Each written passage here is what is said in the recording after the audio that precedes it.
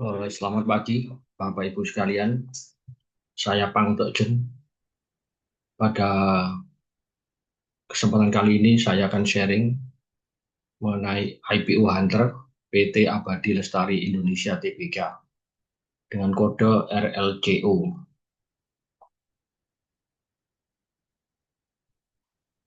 Salam sehat selalu ya untuk Bapak Ibu sekalian.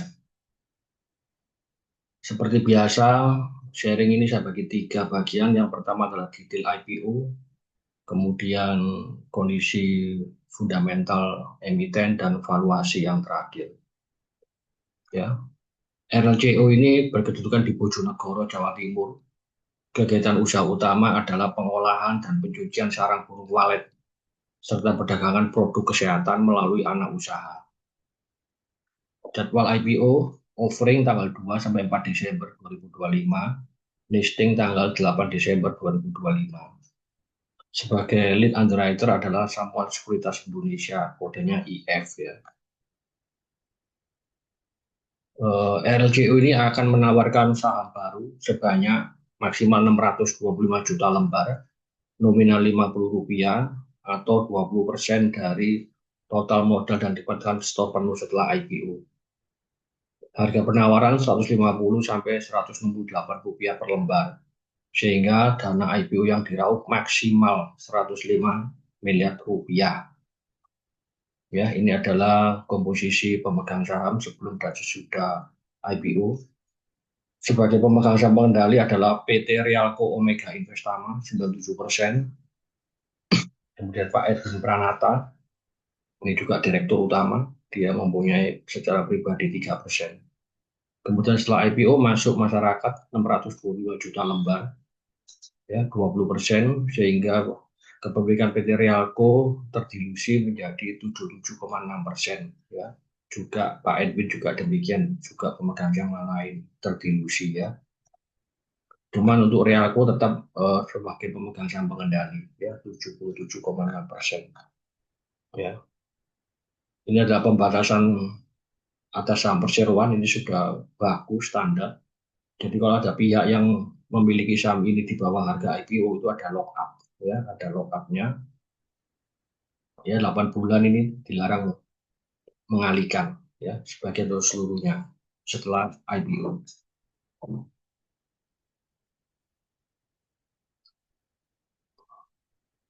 Ini jadi Pak Edi Haryanto, Budiono, Edwin Pranata, dan Rialco tidak akan mengalihkan sebagian atau seluruh saham masing-masing dalam perseroan selama 8 bulan sejak IPO ya. Sebagai pemegang saham pengendali perseroan adalah Bapak Edwin Pranata ya, direktur utama ini. Penggunaan dana 56% untuk modal kerja perseroan guna rencana pembelian bahan baku, ya, pembelian sarang burung walet. Sedangkan sisanya 44% ini disetorkan kepada Real Food Winta Asia, anak usahanya ya, dalam bentuk penyertaan modal ya, jadi bukan pinjaman tapi penyertaan modal yang digunakan untuk pembelian bahan baku sama pembelian sarang burung walet. Ya, anak usaha ini tuh bergerak di bidang produk kesehatan ya, seperti minuman yang bahan bakunya dari sarang burung walet. Ya. Riwayat perseroan didirikan tahun 2014 ya. Jadi usianya kurang lebih 11 tahun di Jawa Timur, Bojonegoro ya. Ini adalah pemegang saham saat pendirian ya, Pak Edi Haryanto 80%. Kegiatan usaha yang benar-benar dijalankan saat ini adalah oleh perseroan bidang pengolahan dan pencucian sarang burung walet. Ya, setelah saya baca dia tidak mempunyai rumah burung walet. Jadi bahan baku dia beli dari pihak ketiga. Ya. Kita tahu bahwa sarang burung walet itu harganya fluktuasi ya, naik turun. Ini adalah anak usahanya RWA ya, yang Winte Asia itu. Ya. Persero memiliki saham 93,75%, meroyok operasional 2014, ya. Mulai investasi perseroan 2025, jadi baru saja ya perseroan itu melakukan investasi di anak usaha ini. Ya. Tetapi kontribusinya cukup besar ya, 61%. Ya. Pendapatan perseroan konsolidasi berasal dari RWA ini. Ya, sumber daya manusia per 31 Mei 2025 mempunyai karyawan 225 karyawan tetap. Ya, karyawan tetap. Ya, Real Food Minta Asia ya, RWA ini. Ya. Ini kita lihat usianya masih muda-muda ya, ya 30 tahun sampai 40 tahunan ya. Nah, ini ya. Awalnya perseroan itu tuh bergerak di bidang eksportir sarang burung walet. Ya. Kemudian dia berkembang dari ekspor bahan mentah menjadi produsen produk superfood ya. Minuman ini ya, minuman kesehatan ya, yang dilakukan oleh anak usahanya. Ya. Saat ini ekspor burung walet olahan ke pasar Cina dilakukan oleh perseroan, sedangkan non Cina dibantu oleh anak usaha. Jadi anak usaha ini punya dua usaha, ekspor sarang burung walet ke pasar non Cina, Amerika itu ya, dan produk konsumen ya. Kita lihat di sini model bisnis dari perseroan ya, membeli bahan baku sarang burung walet, pengiriman bahan baku, sortir, cuci, bersihkan bulu, dibentuk ya, sarang burungnya itu dibentuk-bentuk, ada durasinya, dipanaskan, pengemasan kirim. Jadi ini saya pikir ini marginnya nggak banyak ya, karena value added-nya rendah sekali ya. Membeli bahan baku dari vendor atau peternak walet individu ya, dari pihak ketiga, dia tidak punya sarangnya. Ini adalah beberapa daftar produk perseroan, Crystal Nest ya, bentuk utuh, Jet Nest ya, edible kayak begini, sama Lion Nest ya, mangkok. Ini adalah anak usahanya ya. Ini ada proses produksinya ini. Jadi ini margin lebih bagus pasti ya. Desalinasi, penutupan botol ya, pengisian produk, pencucian kemasan ya. Bahan baku dari pihak pemasok ya. Nah, ini adalah produk dari anak perusahaannya ya, produk. Saya bilang sih minuman kesehatan lah ya.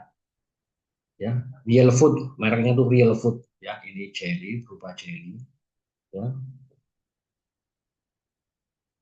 yang terbuat dari sarang burung walet dicampur dengan ekstrak kolagen, buah leci dan lain-lain ya.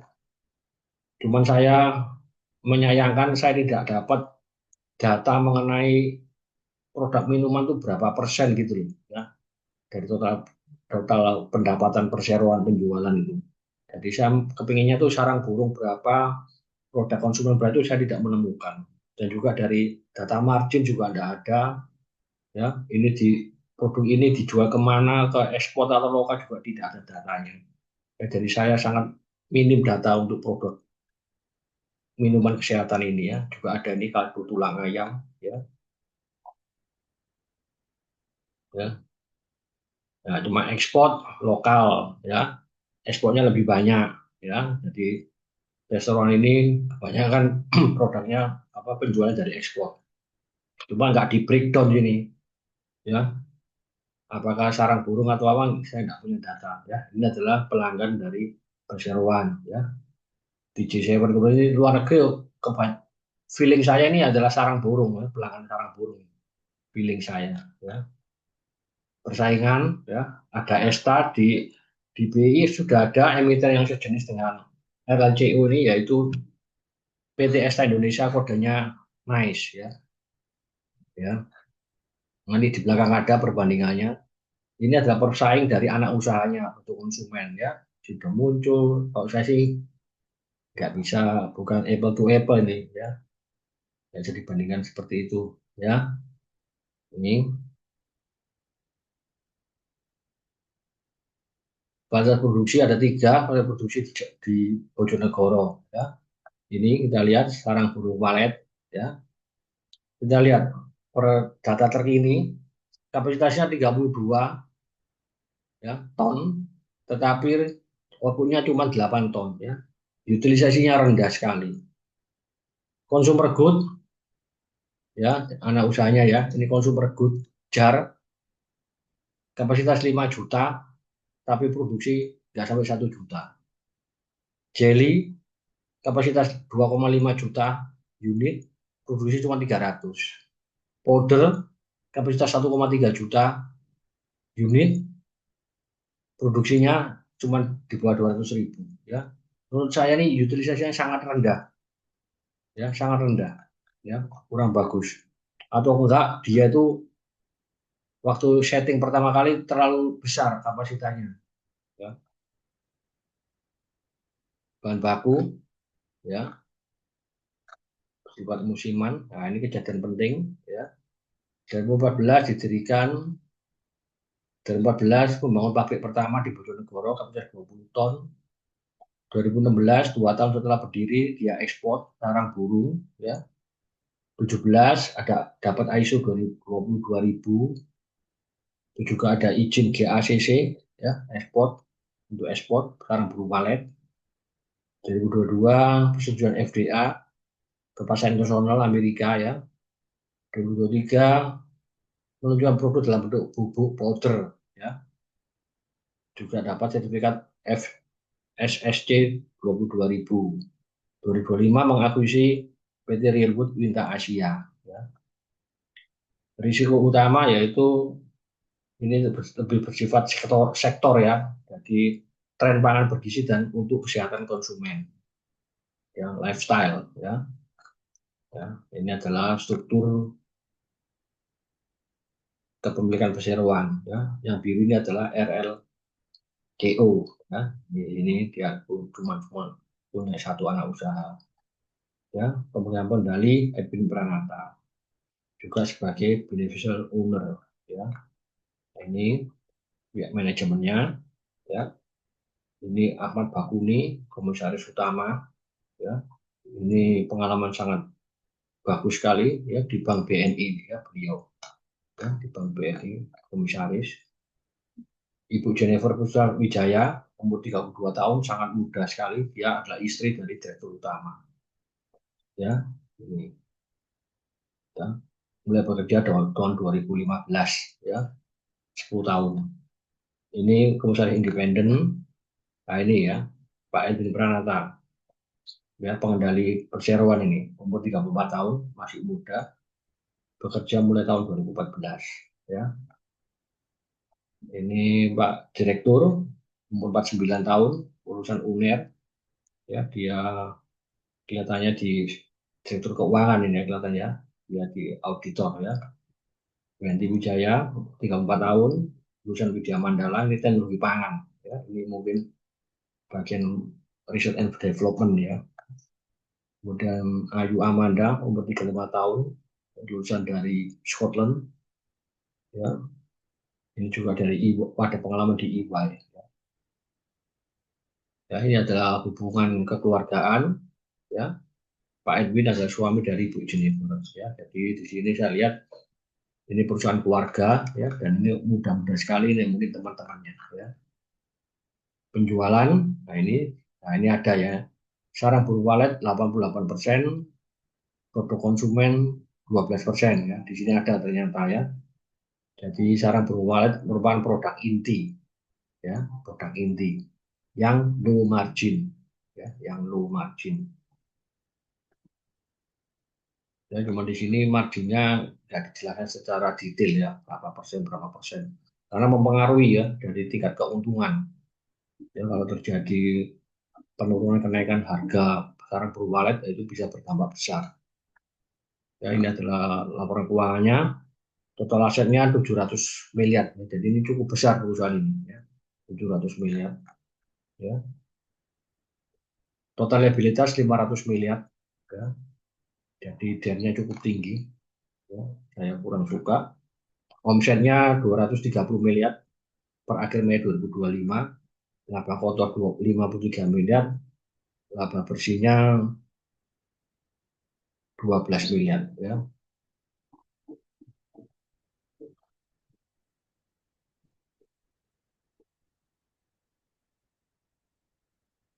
Ini yang kurang bagus, persoalan ini tidak memenuhi beberapa persyaratan dari pinjaman dari perbankan.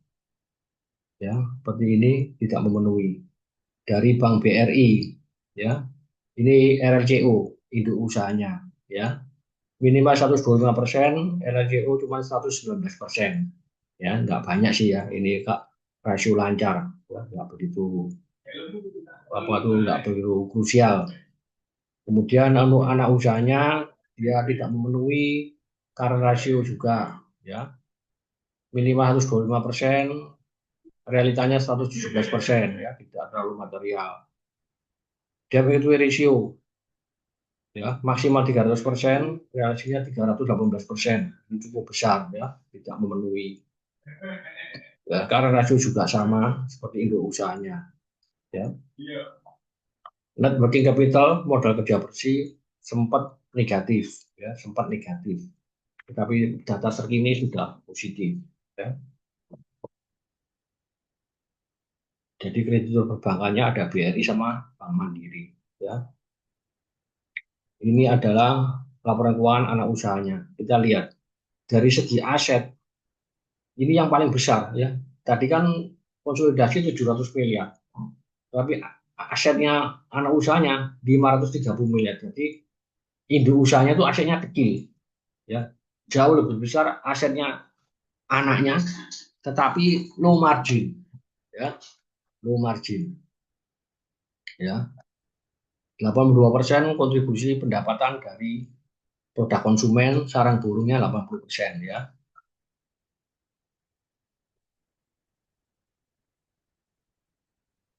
Ya, ini jadi jumlah lembar saham yang terponsor penuh setelah IPO 3,125 miliar lembar, ya.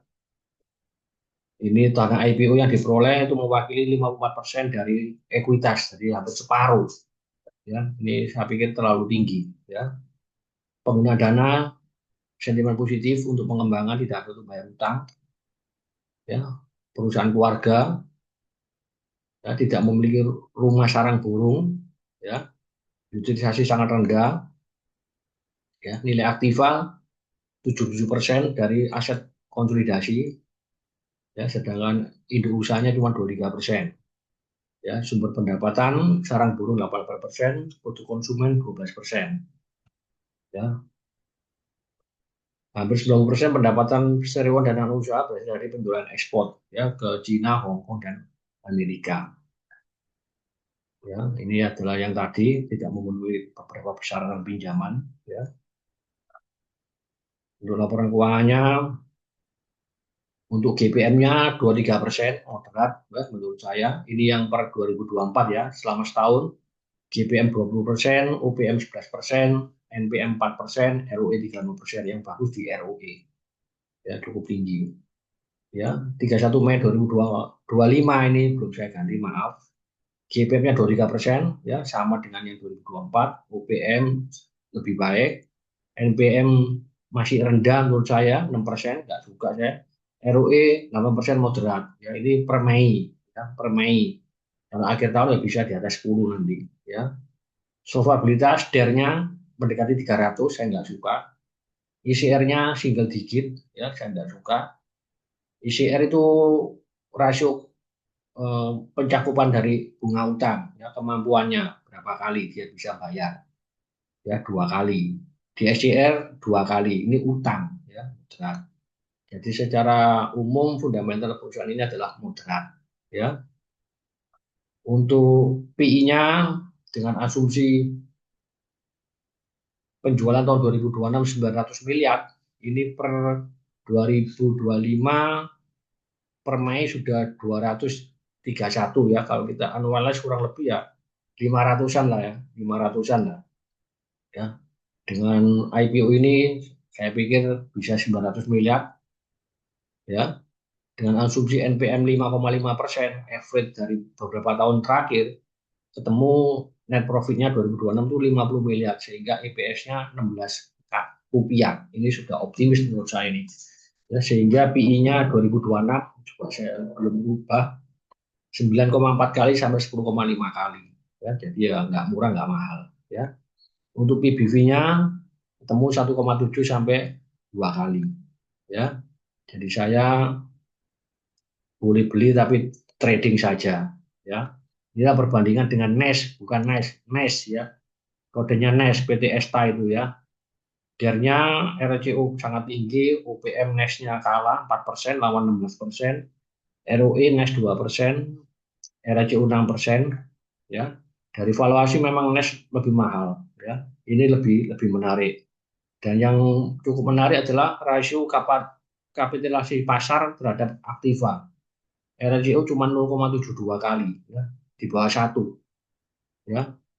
Ini untuk NES market capitalization-nya 1,5 triliun, ya. Sedangkan ini cuma 500 miliar, ya, RLCO ini. Dan ini dari market cap ya separuhnya dari NES, ya, tetapi aktivanya NES lebih kecil dari RLCO, ya. NES ini memang fundamental kurang bagus, tapi dia tuh melakukan kolaborasi dengan perusahaan yang salah satu terkenal di Cina, ya, perusahaan juga sarang burung, ya.